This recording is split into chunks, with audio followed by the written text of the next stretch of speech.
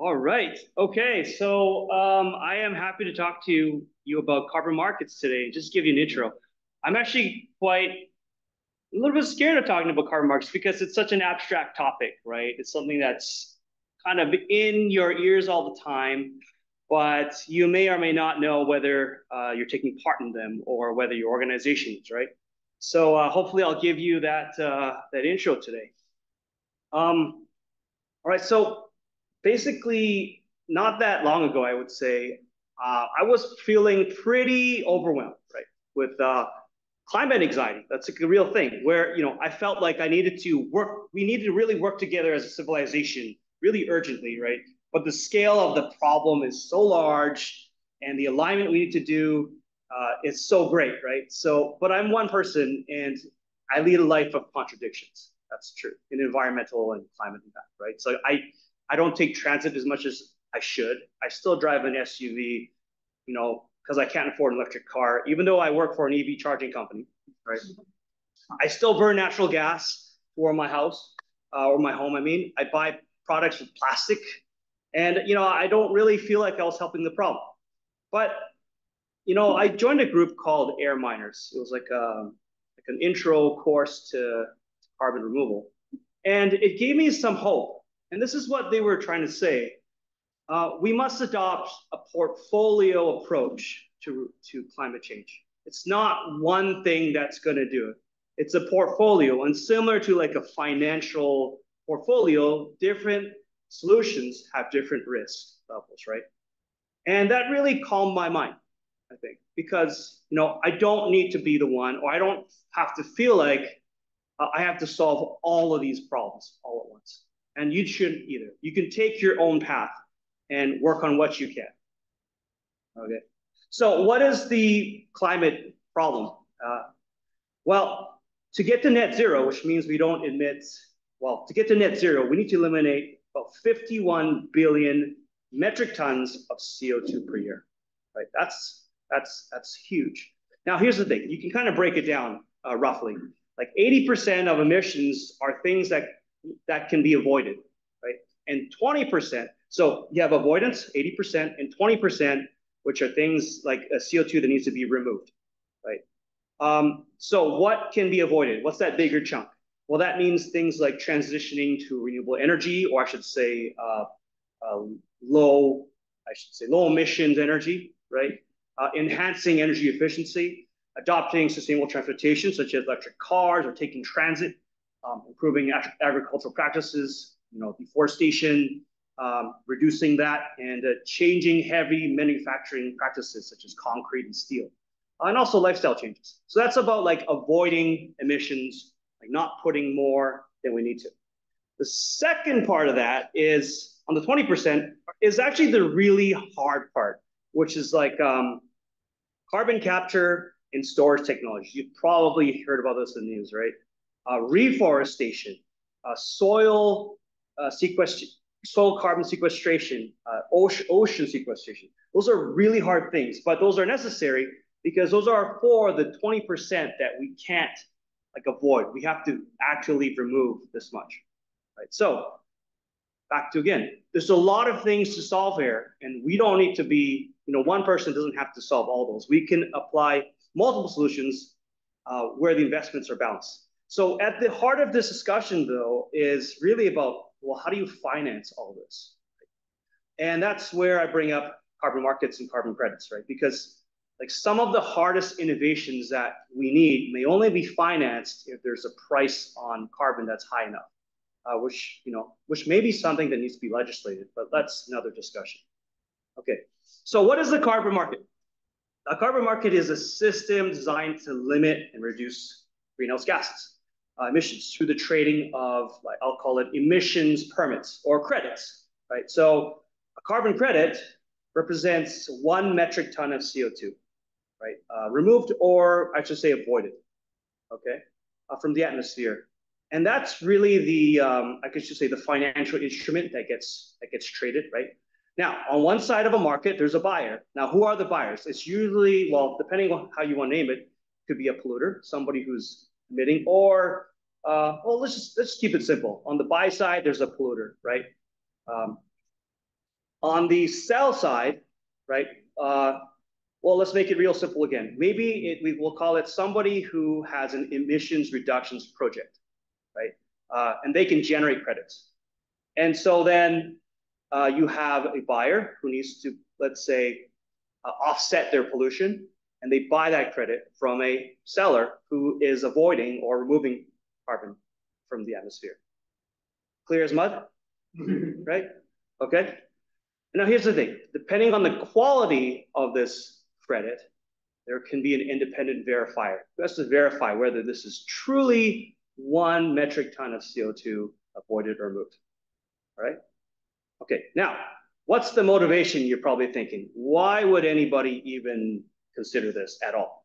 Well, would any corporation buy carbon credits? Well, depending on the motivation, probably there's not much motivation. Really depends on the corporation, right? A carbon market can be voluntary or it can be compliance, right? So legislated, regulated, or voluntary. So if you go on the Air Canada website and you buy carbon credits to offset your seat, that's a voluntary thing, right? You're voluntarily buying a carbon credit, right? Now, a voluntary market is, I'll just be very simple with this, a buyer wanting to meet an ESG goal or like some kind of investor requirement, right? So, as people put pressure on their financial companies that they're with to say, hey, you know what, I want to invest in ethical things. It does have an impact, right? Now, the risk, in my opinion, is kind of reputational, right? You have a reputation to hold in the market. That's why I buy credits.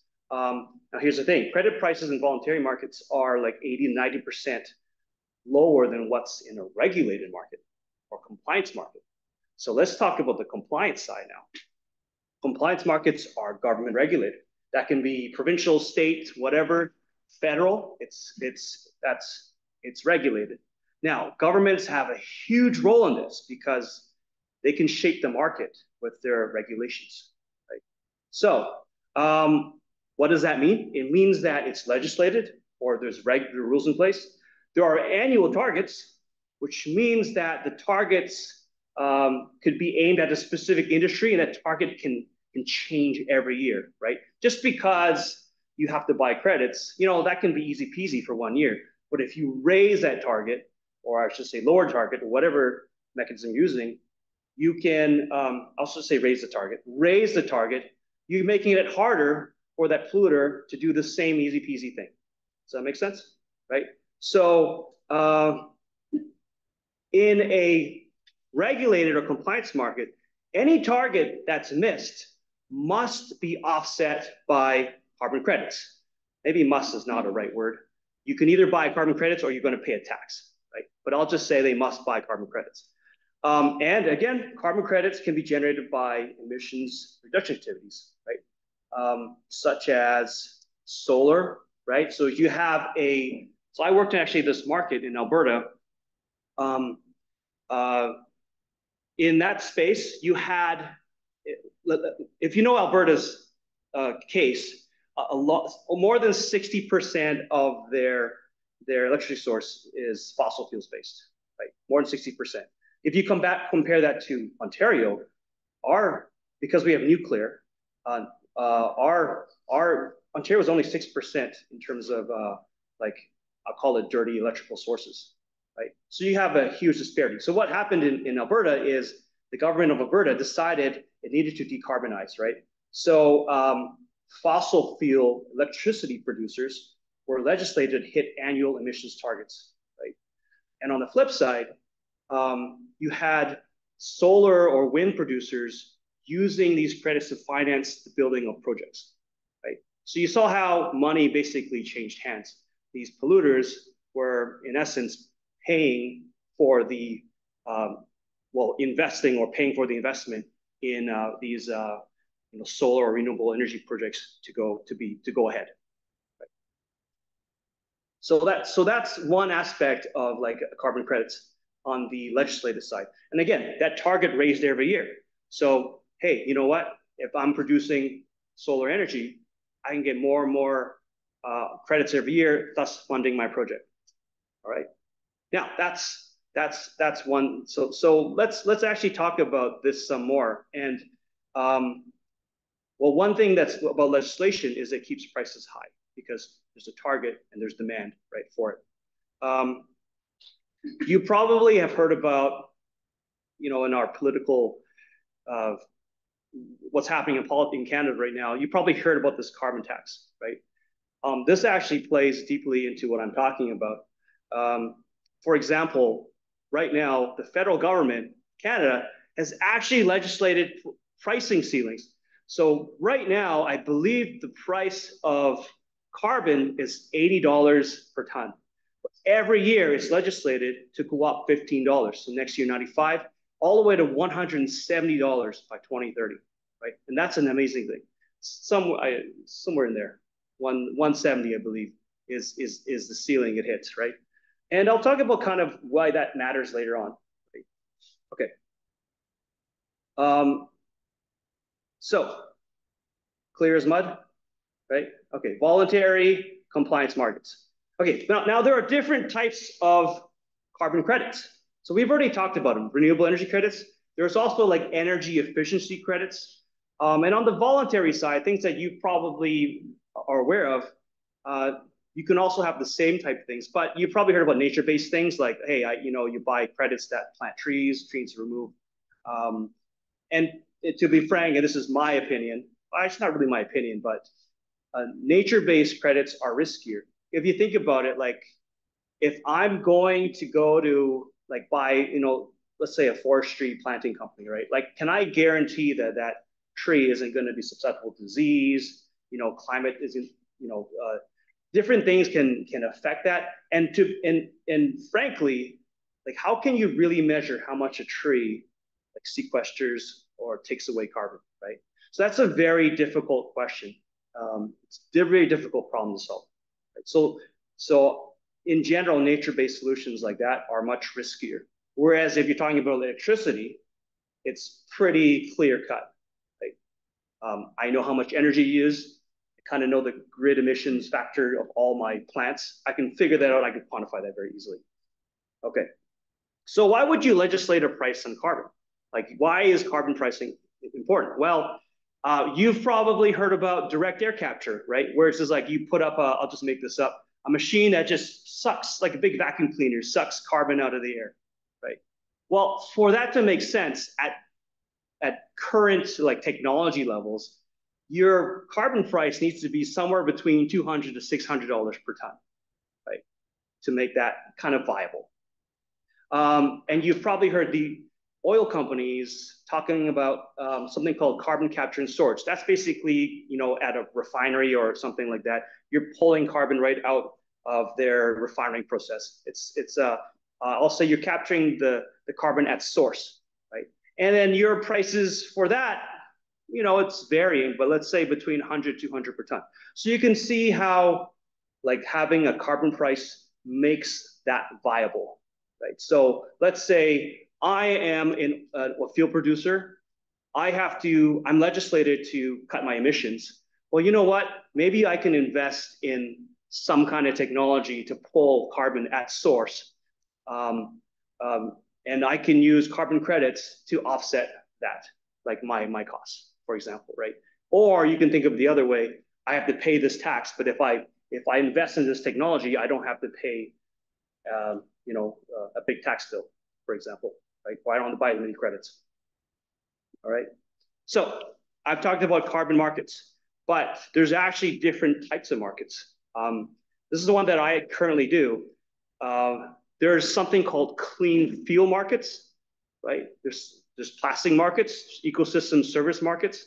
There's urban carbon markets. That's a little bit more interesting, but it's probably more out there. But I'll talk to you kind of what maybe I do on a daily level, right? So similar to carbon, the government of Canada and BC, provincial government, said, you know what, the fuel that we're using, gasoline and diesel, we really need to reduce the emissions intensity of like that whole life cycle of using that fuel.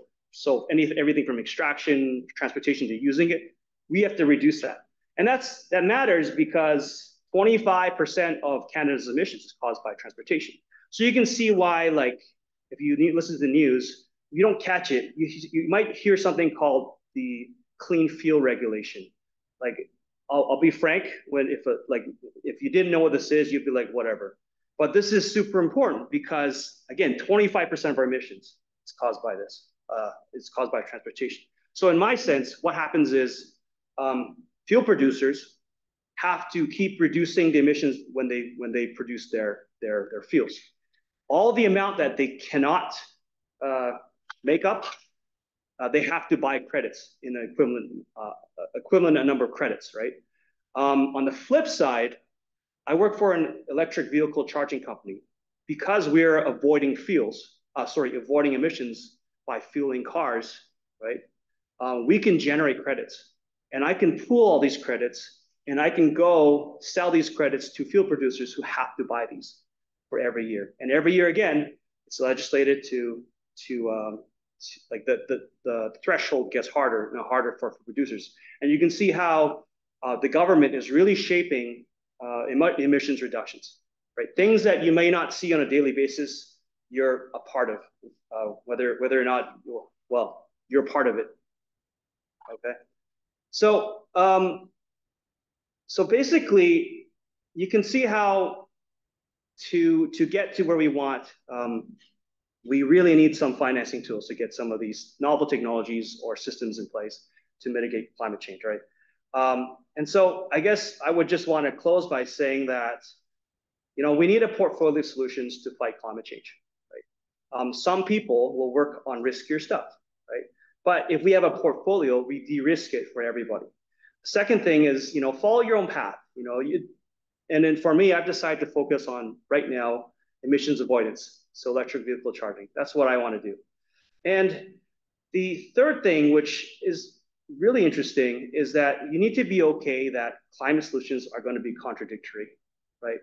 Like, no matter where you turn, like you can say that if I'm promoting electric vehicles, there's maybe some human rights considerations in terms of battery mining, right? And I think the worst thing about all this is to be apathetic about it. As long as I'm mindful that that's happening, maybe I can source differently, right? I'm mindful of it. But the worst thing to be is apathetic. So, anyways, that's my talk on carbon markets and why it matters.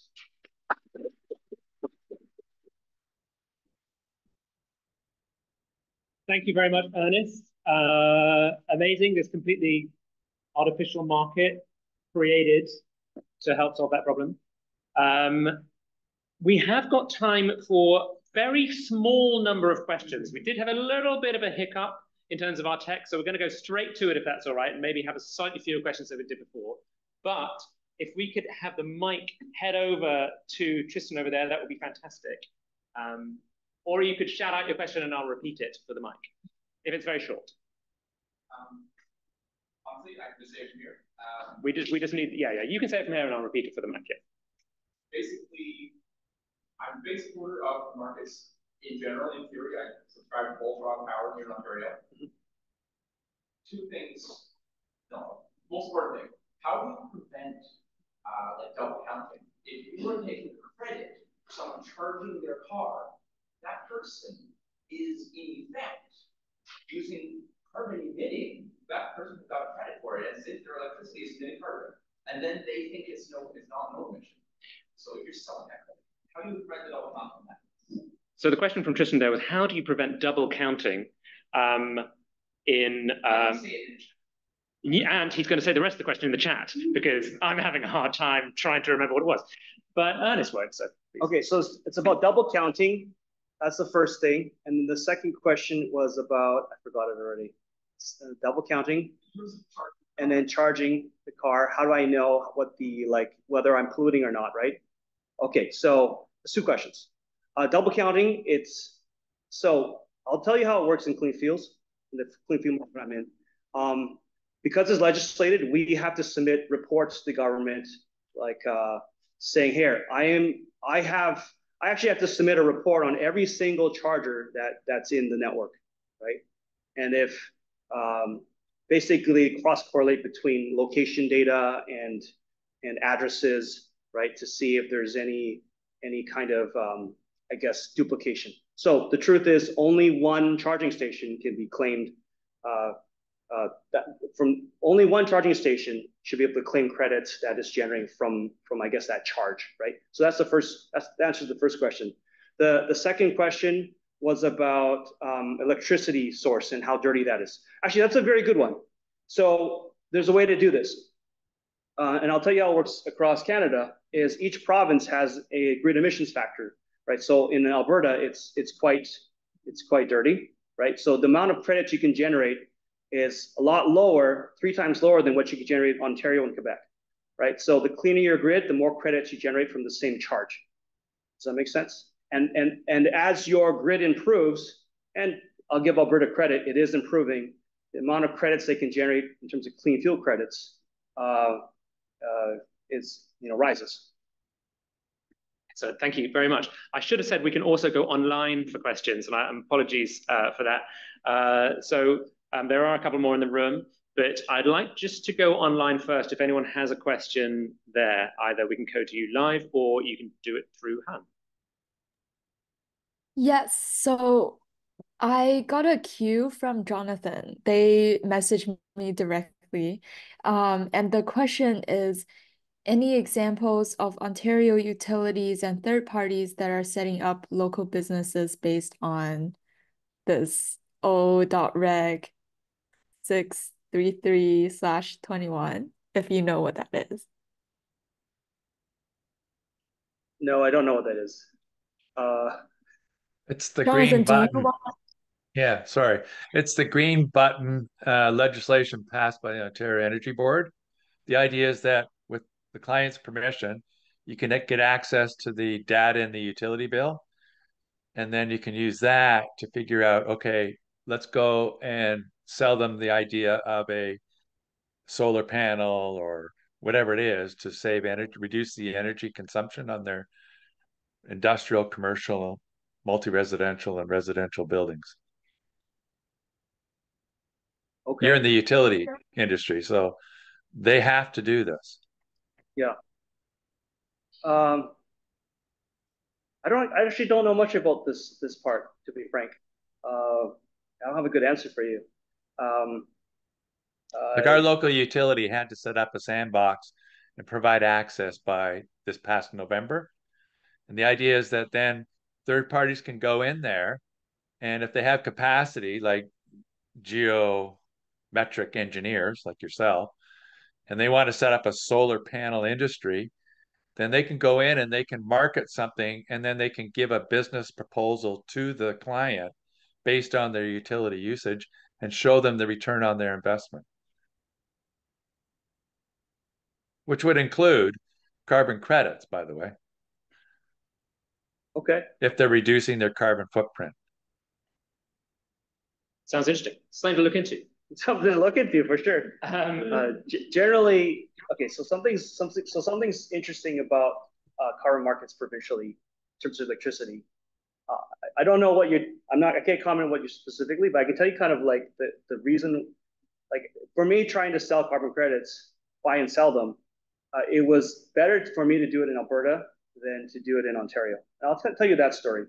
Because Alberta has a pretty dirty grid, the amount of credits that, let's say, like the amount of credits you can generate is a lot more, because they have a real need to change, right? So in Alberta, what happened is like I could start a company as an aggregator and go to all the little residential homes.